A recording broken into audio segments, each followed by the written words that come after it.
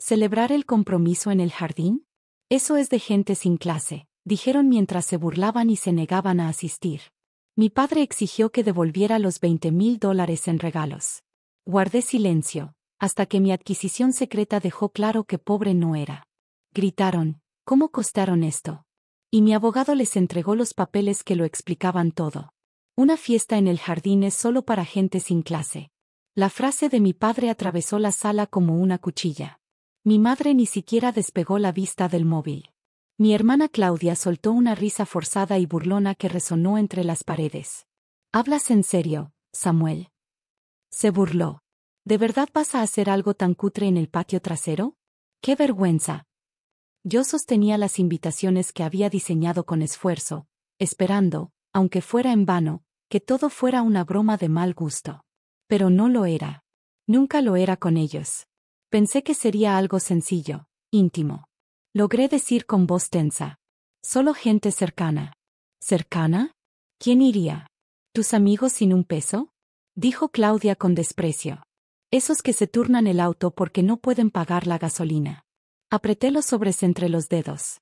No tienen que venir si les parece tan vergonzoso. Tranquilo, no pensamos ir, dijo mi padre con una sonrisa cínica, reclinándose en su sillón de cuero. Y si quieres un consejo, deberías cancelar todo antes de hacer el ridículo. En serio, Samuel. ¿Un compromiso en el patio? Mejor hazlo en una estación de servicio. Volteé a mirar a mi madre, buscando aunque sea una mirada de apoyo. Pero ella solo seguía deslizándose por la pantalla, con las uñas impecablemente arregladas golpeando el cristal. Tu padre tiene razón, cariño. Nosotros tenemos una imagen que cuidar. ¿Qué pensarán los demás? ¿Los demás? Respondí, sintiendo la rabia subir como una marea lenta pero sofocante. ¿Los mismos que no nos visitan hace años? ¿O los que solo me recuerdan cuando necesitan un favor? El gesto de mi padre se endureció. Cuida tu tono, muchacho. No olvides que ya hemos gastado mucho en ti. De hecho, añadió con una expresión que se volvió calculadora, deberías devolvernos los $20,000 que invertimos en regalos para esa idea estúpida de compromiso. Al menos así recuperamos algo. Se me cortó la respiración. ¿20,000? ¿Estás loco? Yo nunca pedí eso.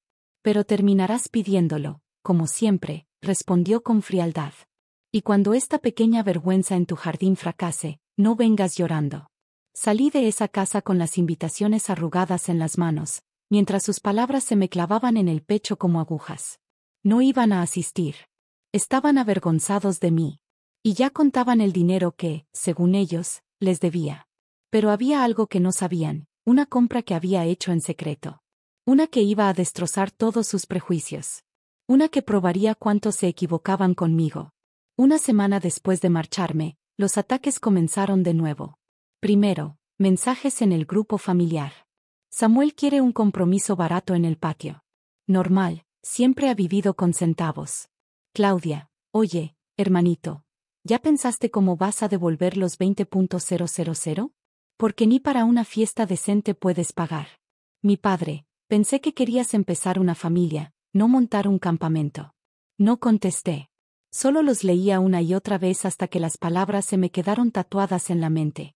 Y eso fue apenas el inicio. 2 días más tarde, mi padre publicó una foto en Facebook.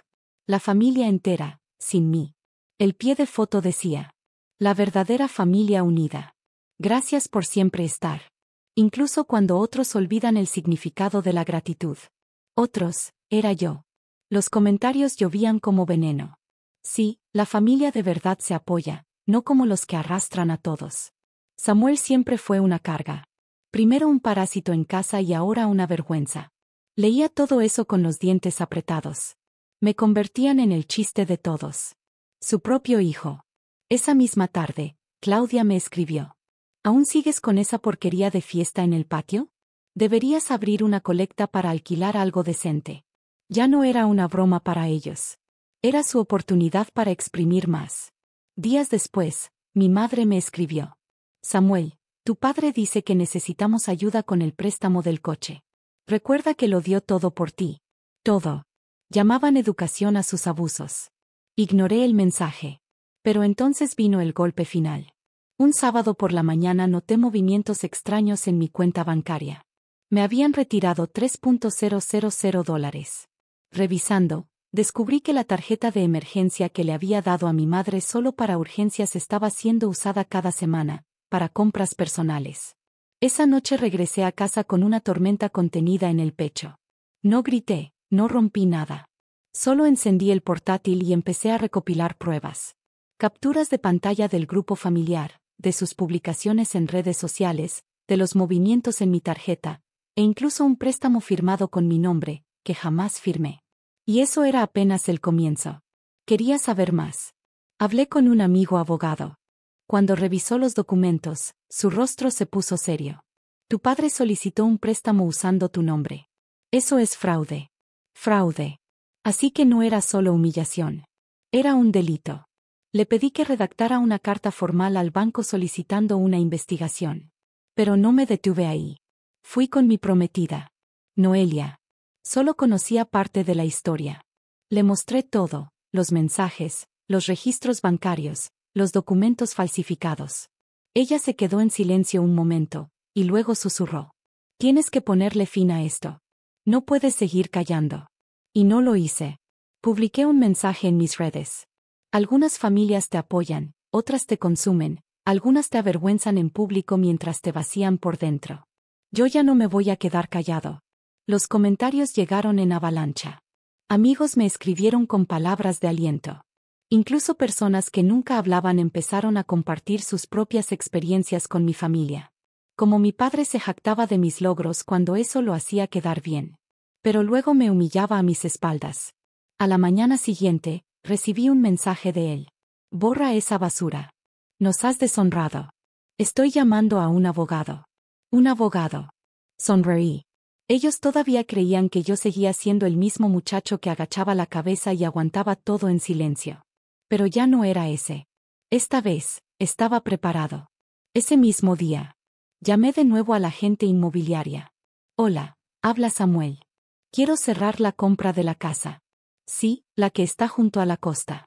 Sin necesidad de hipoteca. Iba a pagar al contado. Ese era mi secreto. Uno que nadie en mi familia conocía. Y cuando lo descubrieran, sería como encender una mecha en un barril de pólvora. El restaurante estaba en calma, de esos lugares donde el sonido suave del jazz pretende cubrir tensiones que no se nombran. Elegí una mesa al fondo, apartado, y me senté con las manos alrededor de un vaso de agua, aunque por dentro, el corazón me latía como si fuera un tambor de guerra. Entonces llegaron. Mi padre, fingiendo tranquilidad, pero con el rostro tensado por una furia apenas contenida. Mi madre, con los ojos brillantes, lista para su típico acto emocional. Y Claudia, con los brazos cruzados y esa expresión burlona en los labios, la misma que ponía cada vez que pensaba que yo era demasiado débil para defenderme. Se sentaron sin pedir nada, como si aquello fuera una especie de interrogatorio. Y quizás lo era. Samuel, cariño, empezó mi madre, con ese tono dulzón fingido. ¿Podemos hablar como una familia? Creo que todo esto se ha salido de contexto. ¿Contexto? Me incliné hacia adelante. ¿Te refieres al hecho de que me expusieron públicamente o al detalle de que papá cometió fraude usando mi nombre? El rostro de mi padre se oscureció al instante. Cuida cómo hablas, hijo. ¿O qué? ¿Vas a pedir otro préstamo usando mis datos? Respondí sin apartar la vista. Golpeó la mesa con el puño. Estás exagerando, es un asunto familiar, no hay necesidad de dramatizar. Asunto familiar, interrumpí esta vez con un tono tan frío que lava el aire. Robarme dinero, burlarse de mí, llamarme fracasado, ¿eso también lo consideran de familia? Claudia rodó los ojos. Ay, por favor, Samuel, siempre tan sensible, es que no puedes tomar una broma. Deslicé mi teléfono hacia el centro de la mesa. En la pantalla estaban los mensajes de nuestro grupo familiar, publicaciones en redes sociales, todo. Dime, ¿cuál de estos comentarios fue un chiste? El rostro de mi madre palideció. Mi padre apretó la mandíbula. La seguridad de Claudia empezó a resquebrajarse. ¿De verdad piensas que puedes venir aquí y soltarnos estas acusaciones? Gruñó mi padre. Nosotros te criamos. Somos quienes te formaron. No, susurré, acercándome un poco más. Ustedes intentaron destruirme, pero fallaron. En ese momento, la puerta del restaurante se abrió. Disculpen la demora, se oyó una voz firme. Todos se giraron y sus rostros se congelaron. Era mi abogado. Se acercó, colocó una carpeta gruesa sobre la mesa y se quedó de pie. ¿Y este quién es? Escupió mi padre con rabia. Mi abogado, respondí, sereno. Aquí dentro hay algo que quizás le suene, se llama evidencia. Abrí la carpeta. Lo primero, una copia del contrato del préstamo falsificado, con la firma escrita a mano de mi padre, suplantando la mía. Luego, un resumen de gastos de la tarjeta de crédito que le confía a mi madre y que ella utilizó sin control. Capturas de pantalla de los insultos en el chat familiar. Fotografías de publicaciones públicas donde mi padre me llamaba perdedor. Me robaron. Me difamaron en Internet. Falsificaron mi firma. Y ahora van a asumir las consecuencias, dije con una voz firme. Cada palabra era un golpe seco. Samuel, por favor, balbuceó mi madre, al borde del llanto. Somos familia. Solté una carcajada amarga. Esa palabra solo la usan cuando necesitan algo. Claudia ya no fingía seguridad. Solo me miraba con desesperación. ¿Vas a destruirnos por unos comentarios por malentendidos? Esto no es un malentendido, saqué una última hoja, esto es una notificación bancaria, están investigando el préstamo fraudulento y si intentan algo más la policía será la siguiente en saberlo. Mi padre se levantó rojo de furia, desagradecido. Siéntense todos, ordenó una voz firme. Se giraron. Era el señor Carter, un viejo amigo de la familia. Mi padre tartamudeó, la ira transformada en miedo. Tú no entiendes. Lo entiendo perfectamente, dijo el señor Carter, sin levantar la voz. Y esto se acabó. Samuel, se acabó. Mi madre rompió en llanto, sujetando el brazo de papá. Samuel, por favor. Podemos arreglar esto. Podemos volver a ser una familia. Me levanté. No, ya tengo una familia. Una que no me destruye. El rostro de mi padre se retorció de impotencia. Si nos abandonas así, te arrepentirás. Algún día nos necesitarás. Le sonreí. Una sonrisa helada, llena de decisión. ¿Necesitarlos? Tengo una casa nueva, pagada por completo. Mis ahorros están intactos, lejos de su avaricia. Tengo a mi abogado y si intentan contactarme, será mi abogado quien le responda. Se quedaron mirándome, atrapados entre el desconcierto, la furia y el temor. Y antes de irme, saqué el teléfono una vez más. Encendí la cámara y comencé una transmisión en vivo, enfocando sus rostros sorprendidos y pálidos. Saluden a todos los que están viendo esto. A todos los que acaban de presenciar cómo tratan a su propio hijo, dije con firmeza. Los gritos no tardaron en estallar. Mi madre se lanzó hacia mí intentando arrebatarme el teléfono, y mi padre también se abalanzó, pero ya era tarde. Yo ya estaba saliendo por la puerta. Samuel, no hagas esto, alcanzó a decir mi padre, la voz rota por la desesperación. Ya lo hice, susurré sin mirarlo, cruzando el umbral y dejando todo atrás. Creí que ya había visto lo peor de mi familia. Me equivoqué. 2 semanas después de haberme marchado de aquel restaurante, recibí una carta. Un sobre grueso con el membrete de un despacho legal local. Al ver el remitente, estuve a punto de soltar una carcajada. Pero al abrirlo, la risa se desvaneció, reemplazada por una rabia helada. Me estaban demandando. La denuncia estaba cargada de mentiras. Decían que les causé daño emocional, que los difamé, incluso me acusaban de haberles robado dinero. Según ellos, yo era un hijo desagradecido que destruyó a su amorosa familia solo para llamar la atención. Afirmaban que les había quitado miles de dólares, arruinado su reputación y dejado en la ruina. No era solo una traición. Era una declaración de guerra. Llamé a mi abogado. Evan no parecía sorprendido. ¿Están desesperados, Samuel? Pero tranquilo, vamos a acabar con ellos en el juzgado. Y así fue. El día del juicio llegó más rápido de lo que esperaba. Entré en la sala con la determinación grabada en el rostro. Ellos ya estaban ahí, mi padre con su falsa seguridad, mi madre fingiendo lágrimas y Claudia susurrando al oído de su abogado con ese aire ensayado que siempre tuvo. Nos cruzamos la mirada. No había arrepentimiento, ni vergüenza. Solo odio. El abogado de mi padre abrió con un discurso melodramático, retratándome como el hijo ingrato que abandonó a una familia llena de amor. Mi madre lloró justo cuando debía. Claudia asintió, como si estuviera actuando en una telenovela barata. Yo no pestañeé. Cuando Evan se puso de pie, su voz fue cortante y precisa. Señoría, este caso no trata sobre valores familiares. Trata sobre engaños, manipulación y abuso. Presentó una por una las pruebas que había reunido, un documento de préstamo falso con mi nombre, pero con la firma de mi padre mal copiada, extractos bancarios mostrando miles de gastos en la tarjeta que solo debía usarse en emergencias, capturas de pantalla de nuestro grupo familiar, donde se burlaban de mí. Me humillaban y hablaban sobre cómo sacarme más dinero. También mostró publicaciones en redes sociales donde mi padre me ridiculizaba públicamente. Mi padre intentó intervenir, pero el juez lo detuvo. Tome asiento, señor Anderson. La fachada comenzó a desmoronarse. Evan prosiguió con calma. Además, contamos con pruebas de que intentaron presionar al señor Anderson para que les diera más dinero usando mentiras y chantajes emocionales. El rostro de Claudia palideció. La seguridad de mi padre se evaporó. Y entonces, llegó el golpe final. Evan presentó a un testigo inesperado. El señor Carter, un viejo amigo de la familia que había visto todo con sus propios ojos. Declaró con voz firme cómo durante años habían abusado de mí, me manipulaban y cuando dejé de ceder, se volvieron en mi contra. El silencio en la sala era absoluto. La abogada de ellos intentó objetar, pero el daño ya estaba hecho. El juez se inclinó hacia el frente, su mirada era tan pesada como un mazo. La evidencia presentada por el señor Anderson es clara y contundente. Este no es el caso de un hijo que traiciona a su familia. Es una familia que ha traicionado a su hijo. Mi padre no podía cerrar la boca del asombro. Mi madre escondió la cara entre las manos. Claudia parecía a punto de desmayarse. Desestimo esta demanda con prejuicio, declaró el juez. Y ordeno que los 3 demandantes paguen al señor Anderson la suma de $50,000 en concepto de daños y perjuicios, además de cubrir todos sus gastos legales. Cualquier intento futuro de contacto será considerado acoso. Por primera vez, sentí que un peso enorme se despegaba de mis hombros. Pero aún tenía algo por decir. Me levanté. La sala entera enmudeció. Con voz firme, hablé.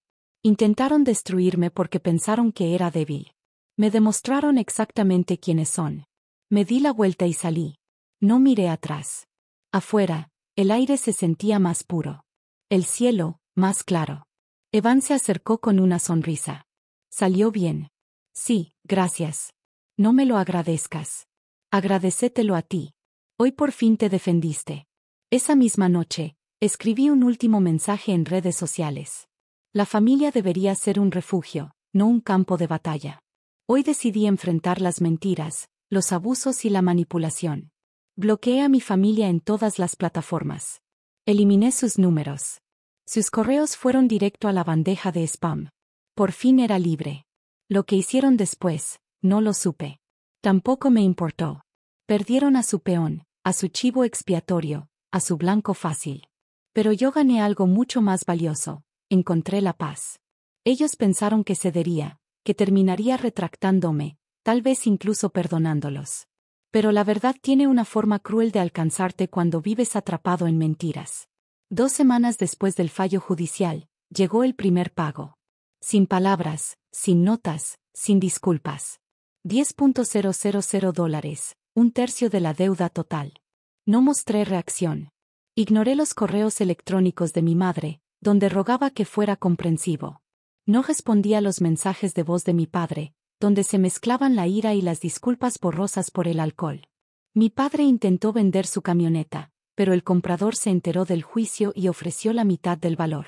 Mi madre, en un acto desesperado, comenzó a vender todo lo que tenía de valor, pulseras de oro, colgantes de plata, incluso aquel collar familiar que un día prometió a Claudia. Cada venta era una herida más, una lágrima menos disimulada. Claudia, fiel a su estilo manipulador, creó una campaña en Internet. Ayuda a una hija a superar el trauma familiar, decía. La recaudación desapareció. Y con ella, sus amistades también. En última instancia, hicieron lo que ya anticipaba, fueron al banco a suplicar un préstamo. Uno con intereses imposibles.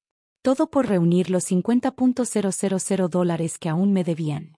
Lo consiguieron, pero el precio fue otro.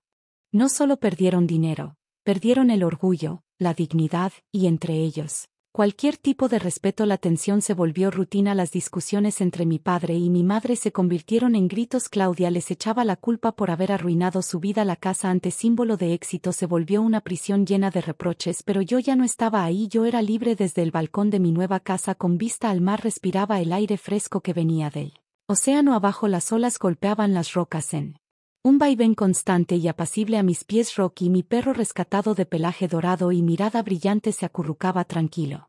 Movía la cola, atento a las gaviotas que volaban en círculos sobre el agua. El sol se escondía lentamente, tiñendo el cielo con tonos anaranjados y rosados. Y por primera vez en muchos años, sentí paz. Pensaron que podían destrozarme, que podían manipularme, humillarme y dejarme hecho pedazos.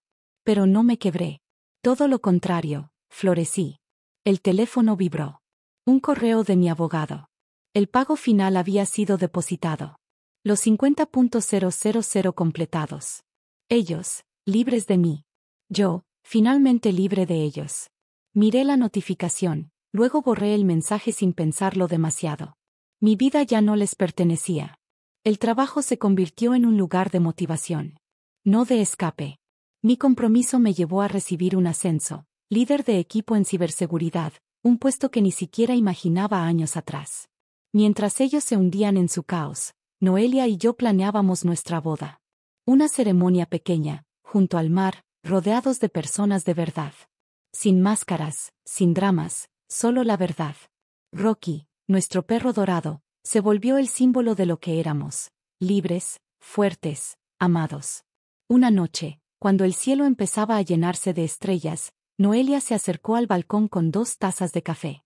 Me entregó una y se apoyó en la baranda. ¿Piensas en ellos a veces?, preguntó, en voz baja. Asentí, contemplando el reflejo de la luna en el agua. Sí, a veces. Pero solo para recordar todo lo que dejé atrás. Ella se agachó para acariciar a Rocky detrás de las orejas.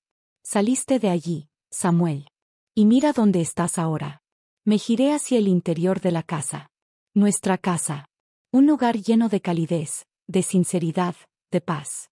Saqué el teléfono, abrí mis redes sociales y escribí unas últimas palabras. La familia no siempre es con quien naces. A veces, es con quien decides compartir la vida. Los comentarios llegaron enseguida. Te lo mereces, orgullosos de ti, nunca dejes que te lastimen de nuevo. Pero no respondí. No lo necesitaba. Dejé el teléfono a un lado y volví a observar el mar. Rocky ladró, corriendo tras el viento. Noelia rió. Su voz era como una melodía suave en medio del anochecer. Y entonces, lo supe. Había encontrado la libertad.